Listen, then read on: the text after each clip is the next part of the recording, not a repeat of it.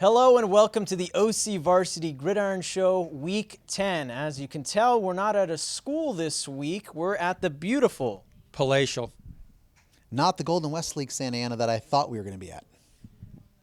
headquarters of Orange County Register. I'm your host, Jonathan Khamis. This is Dan Albano. That is Steve Fryer. Guys, this is Week 10. This is the final week of the regular season as we head into the playoffs. But we will start with our stars of Week 9. Dan, I'll start with you, and I bet it's a defensive guy.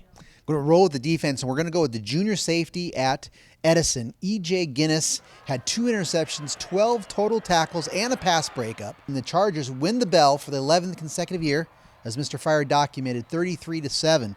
One of my favorite shows, Steve, The Simpsons. Yes, and Aaron Simpson, the quarterback at Servite High School, 3 touchdown passes, ran for another one in a 30-20 win over Santa Margarita. That really changes the landscape of the Trinity League somewhat. And I'll go with Brian Ibarra of Godinez. He had 7 total touchdowns. That's 5 rushing touchdowns, 265 yards on the ground, and 2 touchdowns through the air in a 49-21 victory over Estancia. Okay, those are our stars of Week 9, but as far as games this week, guys, it's getting down to the nitty-gritty, especially for the Trinity League. Modern Day. What a surprise loss last week, guys, to JSerra. Nobody saw that coming.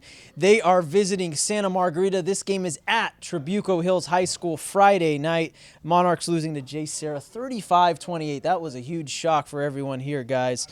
Daniels was sacked 5 times. Modern Day has lost 2 out of their last 3 games, Dan, and you better believe they better have better pass protection if they're going to take on Santa Margarita.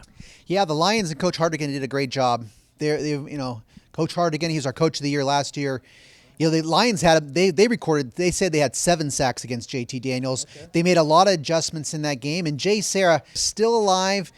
Modern Day, they're going to try to have to bounce back. They're going to have to pass protect better. They got a punt block, so special teams are going to have to be better. But this is like a doomsday scenario brewing, I think, for the Trinity League.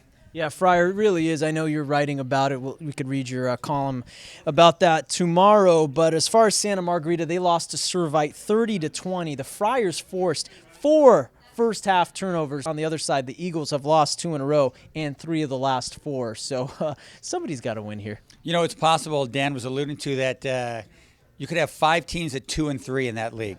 And so you're going to have the coin flip because there's no head-to-head results that can break that up.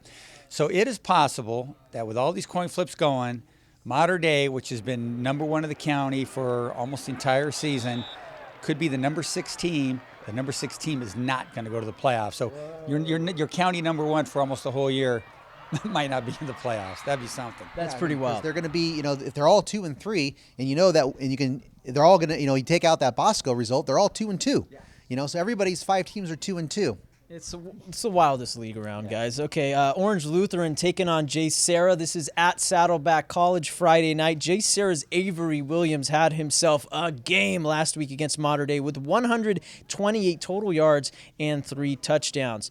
Meanwhile, the Lancers outrushed St. John Bosco. Dan, you were out that game, and Coach Negro said it was their toughest game of the year. Why? Yeah, because it was the first time all year that Bosco has not invoked the mercy rule running clock in the fourth quarter. It was 21. The Braves led 21-12 going in the fourth quarter. So the Lancers really stuck with St. John Bosco, and the way they did it was the ball control. They kept the ball away from that high-powered Bosco offense, which was a little bit off in the first half.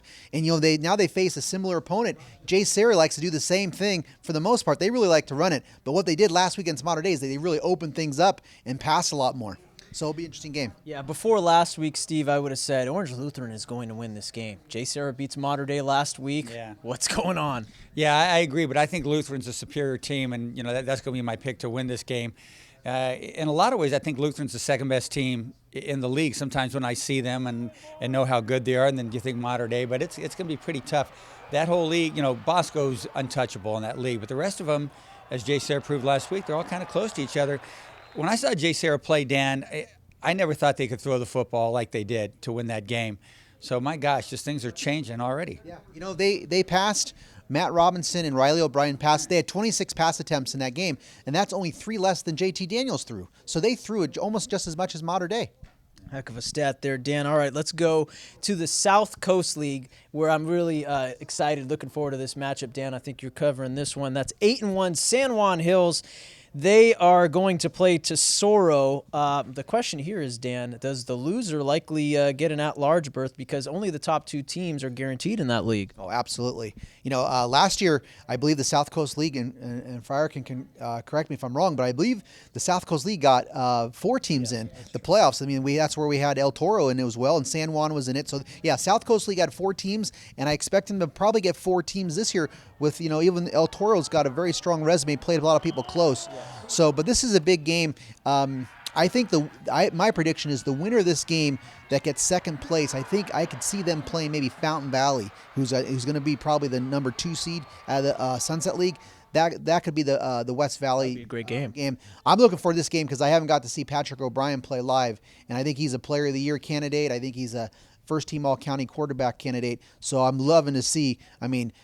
Patrick O'Brien against Devon Monster. I mean, that's going to be a great matchup. Both these guys are similar, Dan, as you will see, and you know about them, covering recruiting so well as you do. They both can run it pretty good as well as throw it. They both got live arms, good receivers, good offensive line play. So, yeah, it's going to be a pretty high-scoring game, I think. I cannot wait. All right, thanks to Dan Albano. Thanks to Steve Fryer. Next week, guys, we will have our playoff preview. But until then, I'm Jonathan Khamis, and check out OCVarsity.com for all your latest football updates.